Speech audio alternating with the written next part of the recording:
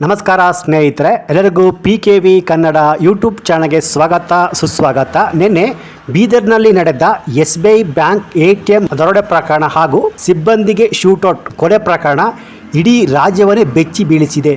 ಹೌದು, ನಿನ್ನೆ ಕೇವಲ 2-3 ನಿಮಿಷಗಳಲ್ಲಿ 90 ಲಕ್ಷಕ್ಕೂ ಹೆಚ್ಚಿನ ಹಣವನ್ನು ದರೋಡೆ ಮಾಡಿ ಬೈಕ್ನಲ್ಲಿ ಇಬ್ಬರು ದರೋಡೆಕಾರರು ಎಸ್ಕೇಪ್ ಆಗಿದ್ದಾರೆ. ಸೊ ಈ ವಿಷಯ ತಣ್ಣಗಾಗುವ ಮೊದಲೇ ಇವತ್ತು ಮಂಗಳೂರಿನ ಕೋಟೆಕಾರು ಬ್ಯಾಂಕ್ನಲ್ಲಿ 4 ಜನ ವ್ಯಕ್ತಿಗಳು CC ಕ್ಯಾಮೆರಾವನ್ನು ರಿಪೇರಿ ಮಾಡುವ ನೆಪದಲ್ಲಿ ಬಂದ್ಬಿಟ್ಟು ಇಡೀ ಬ್ಯಾಂಕನ್ನೇ ದರೋಡೆ ಮಾಡಿ ಎಸ್ಕೇಪ್ ಆಗಿದ್ದಾರೆ. ಸೊ ಇವತ್ತು ಮಂಗಳೂರಿನ ಕೋಟೆಕಾರು ಬ್ಯಾಂಕ್ನಲ್ಲಿ ಏನೇನಾಗಿದೆ ಕಂಪ್ಲೀಟ್ ರಿಪೋರ್ಟ್ ಎಲ್ಲಿದೆ.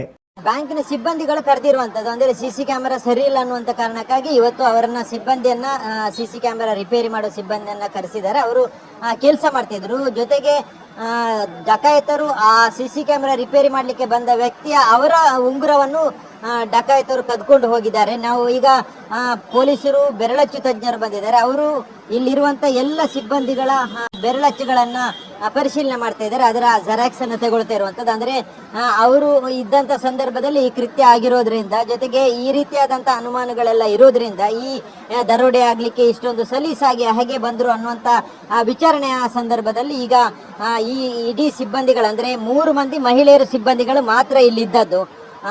ಅದರ ಜೊತೆಗೆ ಒಬ್ರು CC ಕ್ಯಾಮೆರಾ ರಿಪೇರಿ ಮಾಡ್ಲಿಕ್ಕೆ ಬಂದಂತ ಒಬ್ರು ಟೆಕ್ನಿಷಿಯನ್, ಇನ್ನೊಬ್ರು ಅಕ್ಕಸಾಲಿಗರು. ಅಂದ್ರೆ ಚಿನ್ನಾಭರಣಗಳನ್ನ ಇಲ್ಲಿ ಯಾರು ಅಡವಿಡ್ಲಿಕ್ಕೆ ಬರ್ತಾರೆ ಆಗ ಚಿನ್ನದ ಪ್ಯೂರಿಟಿ ಬಗ್ಗೆ, ನಕಲಿ ಅಸಲಿ ಅನ್ನೋದ್ರನ್ನ ತನಿಖೆ ಟೆಸ್ಟ್ ಮಾಡ್ಲಿಕ್ಕೆ ಬರುವಂತ ಏನು ಅಕ್ಕಸಾಲಿಗರಿದ್ದಾರೆ ಅವರು ಬಂದಿದ್ದಾರೆ. ಅವರು ಬಂದಂತ ಸಂದರ್ಭದಲ್ಲಿ ಅವರು ಈ ಒಂದು ಇದರ ಒಳಭಾಗದಲ್ಲಿ ಇದ್ರು.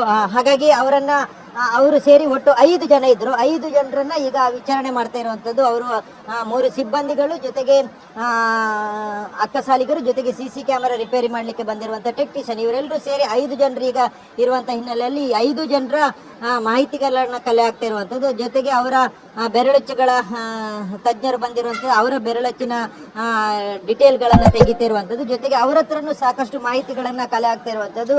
ಆ ಸಿಬ್ಬಂದಿಗಳು ಹೇಳಿರುವ ಪ್ರಕಾರ ಅವರು ಬಂದಂತ ಸಂದರ್ಭದಲ್ಲಿ ಎಲ್ಲರೂ ಮುಸುಕುಧಾರಿಗಳಾಗಿ ಮಾಸ್ಕ್ ಹಾಕಿಕೊಂಡಿದ್ರು, ಟೋಪಿ ಹಾಕಿಕೊಂಡಿದ್ರು. ಅವರು ನೇರವಾಗಿ ಬಂದು ಶಟರ್ ಅನ್ನ ಹಾಕಿದ ಬಳಿಕ ಅವರು ಪಿಸ್ತೂಲ್ ಮತ್ತೆ ಮಾರಕಾಸ್ತ್ರಗಳು, ತಲವಾರು ಮಚ್ಚುಗಳನ್ನು ತೋರಿಸಿದರೆ, ನಿಮಗೆ ಯಾವುದೇ ರೀತಿಯಾದಂತಹ ತೊಂದರೆ ಮಾಡುವುದಿಲ್ಲ, ನಾವು ಇದೆಲ್ಲವನ್ನ ತಗೊಂಡು ಹೋಗಬೇಕು ಅನ್ನುವಂತ ಕಾರಣಕ್ಕೆ ಬಂದಿದ್ದೇವೆ, ನೀವು ಯಾರು ತೊಂದರೆ ಮಾಡಬಾರ್ದು ಅನ್ನುವಂಥದ್ದನ್ನು ಹೇಳಿದ್ದಾರೆ. ಹಾಗಾಗಿ 3 ಮಹಿಳೆಯರೇ ಇರೋದ್ರಿಂದ ಯಾರು ಪ್ರತಿರೋಧ ತೋರಿಸಲಿಕ್ಕೆ ಹೋಗಿಲ್ಲ. ಆ ಬಳಿಕ ಇಡೀ ಲಾಕರ್ನ ಚಿನ್ನಾಭರಣ ಮತ್ತೆ ನಗದನ್ನ ಇಟ್ಟಿರುವಂತ ಲಾಕರ್ ಏನಿದೆ, ಆ ಲಾಕರ್ನ ಕೀ ಓಪನ್ ಆಗಿತ್ತು. ಅಂದ್ರೆ ಈ ಟೆಸ್ಟ್ ಮಾಡ್ಲಿಕ್ಕೆ ಬಂದಂತ ಅಕ್ಕಸಾಲಿಗರು ಯಾರಿದ್ದಾರೆ ಅವರು ಎಲ್ಲವನ್ನ ಓಪನ್ ಮಾಡಿ ಟೆಸ್ಟ್ ಗಳನ್ನ ಮಾಡ್ತಾ ಇದ್ರು. ಅದೇ ಸಂದರ್ಭವನ್ನ ಉಪಯೋಗಿಸಿಕೊಂಡು ಡಕಾಯಿತರು ಬಂದಿರುವಂತದ್ದು. ಹಾಗಾಗಿಯೇ ಇಲ್ಲಿನ ಸ್ಥಳೀಯರಿಗೆ, ಗ್ರಾಹಕರಿಗೆ ಅನುಮಾನ ಇರುವಂತದ್ದು. ಅಂದ್ರೆ CC ಕ್ಯಾಮೆರಾ ರಿಪೇರಿ ಮಾಡುವವ್ರನ್ನ ತರಿಸ್ಕೊಂಡಿದ್ದಾರೆ 1 ಗಂಟೆ ಸುಮಾರಿಗೆ. ಅದರ ಜೊತೆಗೆ ಅಕ್ಕಸಾಲಿಗರು ಲಾಕರ್ನ ಕೀಯನ್ನ ಓಪನ್ ಮಾಡಿದರೆ ಅದೇ 1 ಗಂಟೆ ಸುಮಾರಿಗೆ. ಜೊತೆಗೆ ಡಕಾಯಿತರು ಬಂದಿರುವಂತದ್ದು 1 ಗಂಟೆ ಸುಮಾರಿಗೆ. ಹೀಗಾಗಿ ಎಲ್ಲ